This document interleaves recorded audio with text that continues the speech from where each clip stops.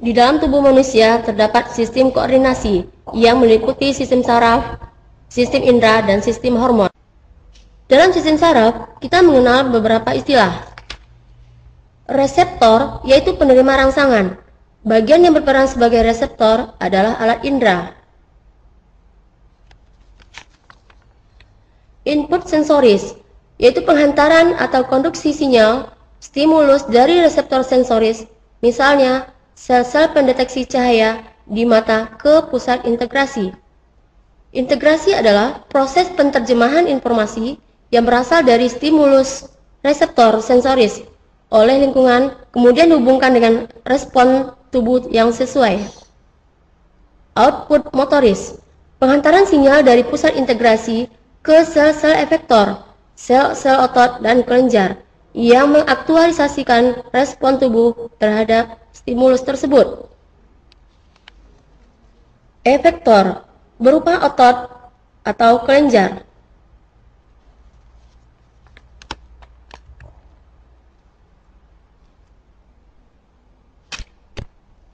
Bagian-bagian sel saraf yang disebut dengan neuron. 1. Dendrit, berupa serabut pendek sitoplasma pada badan sel yang bercabang-cabang, berfungsi menerima dan menghantarkan rangsangan dari luar ke badan sel saraf. 2. Neurit atau akson, merupakan serabut panjang dari sitoplasma, berfungsi menghantarkan rangsangan dari badan sel saraf satu ke sel saraf lain. 4. Inti sel atau nukleus. 5. Badan sel.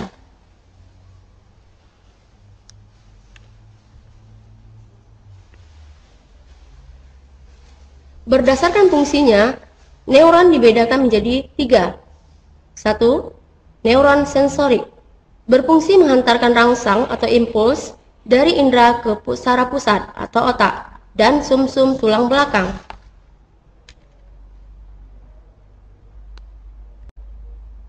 2. Neuron motorik, berfungsi menghantarkan rangsang atau impuls dari saraf pusat otak atau sumsum tulang belakang ke otot atau kelenjar. 3. Neuron penghubung atau konektor, berfungsi meneruskan rangsangan dari saraf sensori ke saraf motorik.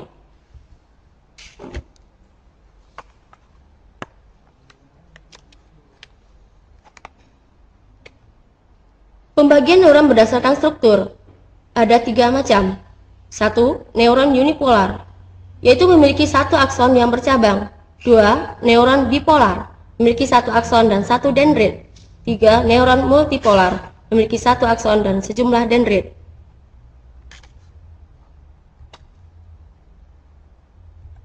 Sistem saraf pada manusia dibagi menjadi 2. Pertama, sistem saraf pusat.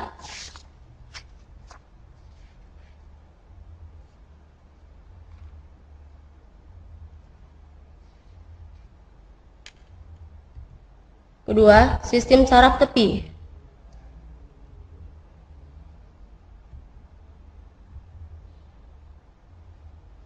Sistem saraf pusat dibagi menjadi 2, otak dan sumsum tulang belakang.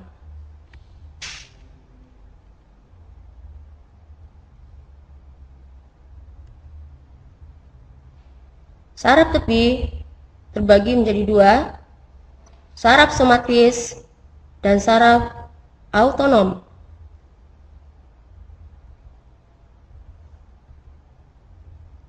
Otak dibedakan menjadi 3 macam. 1. Cerebrum atau otak besar. 2. Cerebellum atau otak kecil. 3. Medulla oblongata atau sumsum lanjutan. Saraf somatis terbagi menjadi saraf kranial dan saraf spinal.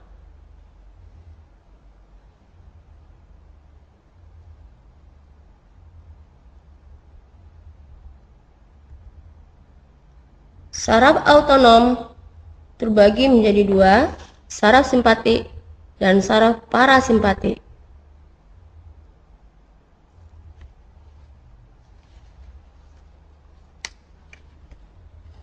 Otak besar atau cerebrum memiliki permukaan yang berlipat-lipat. Otak besar merupakan pusat pengaturan ingatan, kecerdasan, kesadaran, dan keinginan.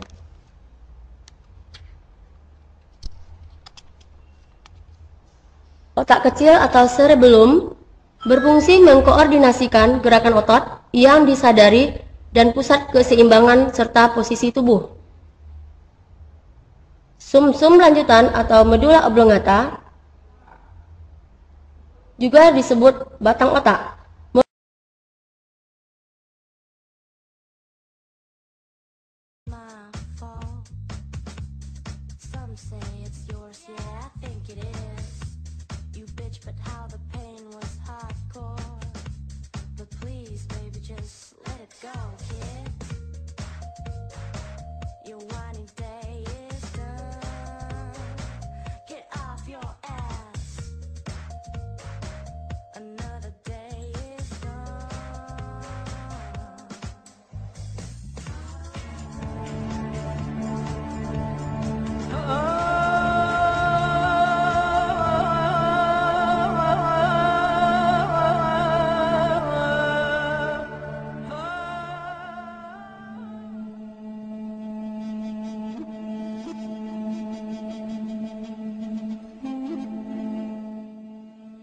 A neuron, also known as a neuron or nerve cell, is an excitable cell in the nervous system that processes and transmits information by electrochemical signaling.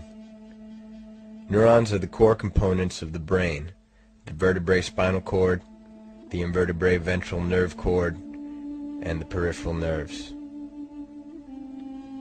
A number of specialized types of neurons exist: sensory neurons, motor neurons, and interneurons.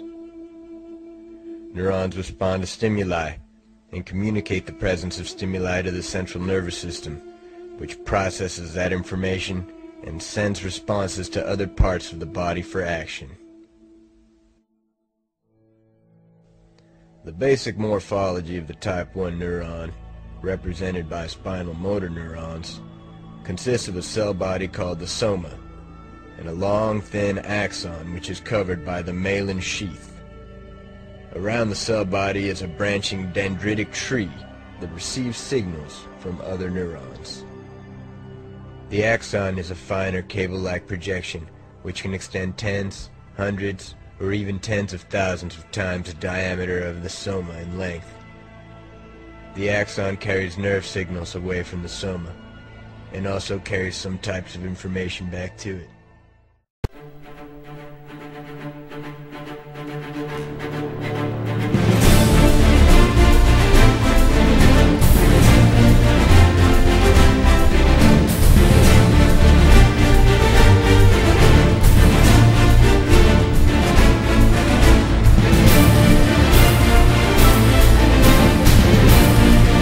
Kita dilengkapi dengan alat penerima rangsangan dari luar berupa sistem indera. Ada 5 indera manusia: indera penglihat, indera pendengar, indera peraba, indera pembau, dan indera pengecap atau perasa. Kali ini kita akan mencoba untuk membahas indera penglihat, mata. Kamu pernah kelilipan? Ketika ada benda kecil yang tiba-tiba menempel dan masuk ke bola mata, apa yang terjadi? Sebelum mengucek mata, mungkin kamu merasa matamu secara otomatis akan mengeluarkan air mata akibat masuknya benda asing ke permukaan mata. Sebenarnya yang terjadi adalah bola mata kita selalu basah. Sebab di dalam kelopak mata terdapat sebuah kelenjar air mata yang menghasilkan air mata dan berfungsi sebagai pelindung organ mata. Air mata berperan untuk membunuh kuman yang masuk ke dalam mata serta menjaga agar permukaan bola mata selalu basah dan bebas dari debu.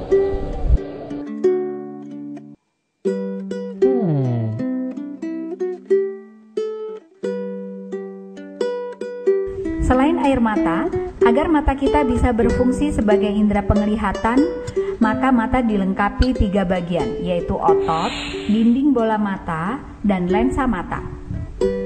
Otot penggerak bola mata. Ketika sedang mengamati benda yang sedang bergerak ke kiri, ke kanan, atas, bawah, memutar, tanpa sadar bola mata kita ikut bergerak mengikuti ritme pergerakan benda yang sedang diamati. Dalam aktivitas ini, otot penggerak matalah yang berperan untuk menggerakkan bola mata ke segala arah. Otot penggerak bola mata terdiri dari otot penggerak mata atas, bawah, dan otot penggerak mata samping pemutar atas dan samping pemutar bawah. Dinding bola mata. Bagian berikutnya adalah dinding bola mata yang berfungsi sebagai pelindung bola mata. Dinding bola mata atau selaput mata terdiri atas 3 lapisan, yaitu lapisan luar, tengah, dan dalam. Ketika ada cahaya, maka bagian lapisan luar atau selaput luar berfungsi untuk menerimanya dan meneruskan cahaya ke dalam bola mata. Pada bagian luarnya bersifat tembus cahaya, dan ini disebut dengan kornea. Sementara lapisan tengah dinding atau disebut juga dengan selaput jala berperan dalam memberi warna mata. Lapisan yang paling dalam disebut dengan retina mata. Disinilah letak sel-sel yang sensitif terhadap cahaya dan mengandung saraf penglihatan. Retina mata memiliki 2 sel reseptor, yaitu sel batang dan sel kerucut.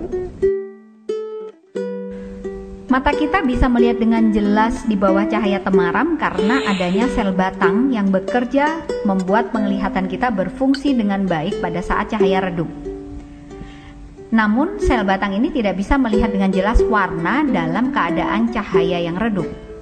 Sehingga memang mata kita tidak bisa membedakan warna di dalam cahaya redup. Nah, sementara itu sel kerucut berfungsi untuk membedakan warna, namun hanya dalam keadaan terang. Adanya sel kerucut membuat mata manusia normal mampu membedakan sejuta corak warna. Lensa mata. Untuk melihat benda jauh, maka mata kita akan memipih. Sebaliknya ketika melihat benda yang sangat dekat, mata kita akan mencembung. Kemampuan untuk memipih dan mencembung ini disebut dengan daya akomodasi. Kemampuan ini diatur oleh otot pengikat lensa mata atau otot silaris.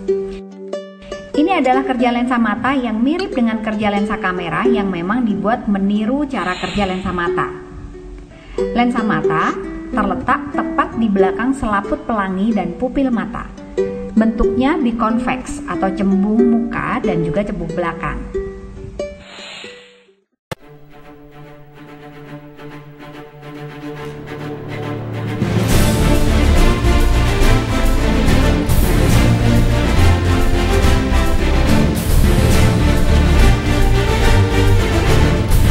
Budi akan membahas tentang indera pembau, yaitu hidung.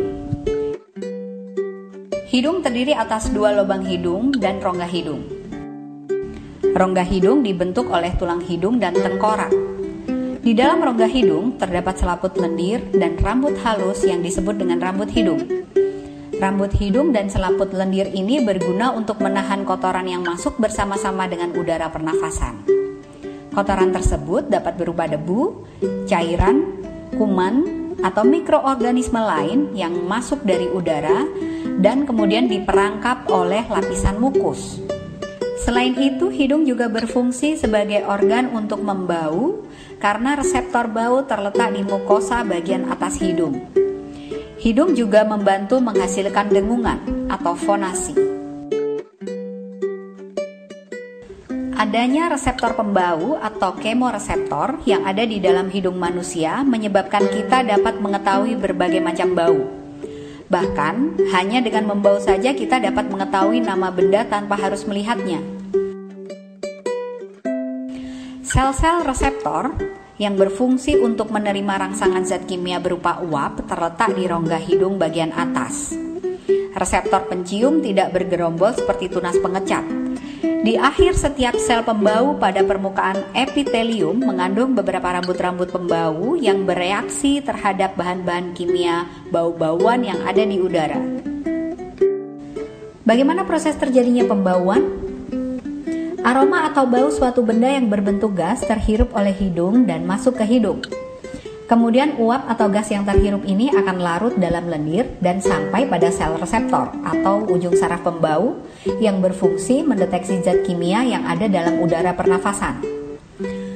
Ujung-ujung saraf pembau yang bergabung dengan pembuluh pencium dan berada di belakang rongga hidung kemudian meneruskan rangsang bau yang diterima ujung-ujung saraf pembau. Setelah itu, rangsang bau diteruskan ke pusat penciuman melalui saraf bau yang berada di otak. Oleh otak, rangsangan tersebut ditanggapi sehingga kita dapat mencium bau tersebut.